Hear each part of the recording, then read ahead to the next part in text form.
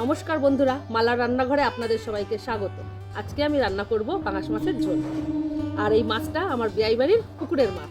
চলুন রান্নাটা শুরু করি। মাছটা আমি কেটে দিয়ে পরিষ্কার করে নিয়েছি। এবার লবণ আর হলুদ গুঁড়ো মাখিয়ে নেব।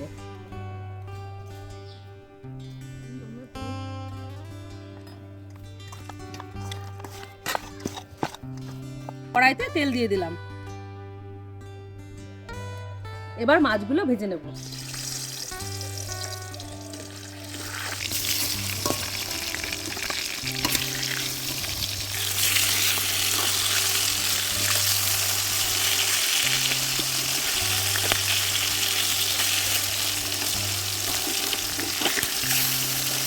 মাছ ভাজা হয়ে গেছে, এবার আমি তুলে নিচ্ছি।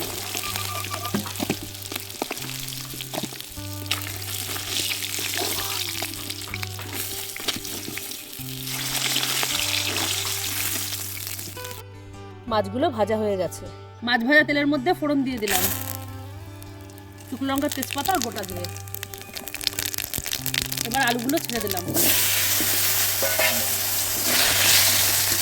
এবার লবণ দিয়ে দিচ্ছি আর দিচ্ছি একটু হলুদ গুঁড়ো।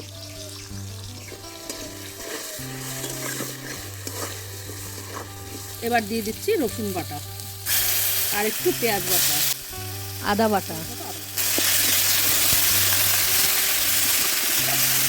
দিচ্ছি একটু লঙ্কার গুঁড়ো, জিরের গুঁড়ো আর একটু ধনিয়ার গুঁড়ো।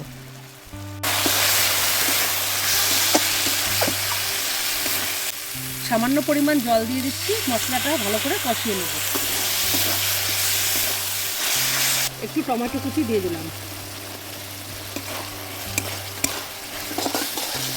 মশলাটা কষানো হয়ে গেছে, এবার জল দিয়ে দেবো।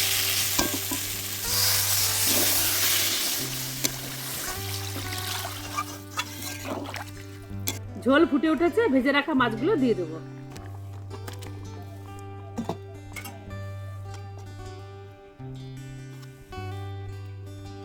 মাছের ঝোলটা প্রায় হয়ে গেছে, এবার একটু গরম মশলার গুঁড়ো দিয়ে দিচ্ছি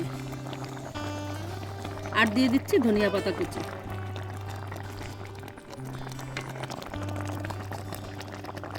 মাছের ঝোলটা হয়ে গেছে, এবার একটা পাত্রে নামিয়ে নেব। বন্ধুরা, আপনারাও এইভাবে পাঙাশ মাছের ঝোল রান্না করে খাবেন, আশা করি ভালো লাগবে। আজ তবে আসি, দেখা হচ্ছে পরের ভিডিওতে। আপনারা সুস্থ থাকবেন, আনন্দে থাকবেন।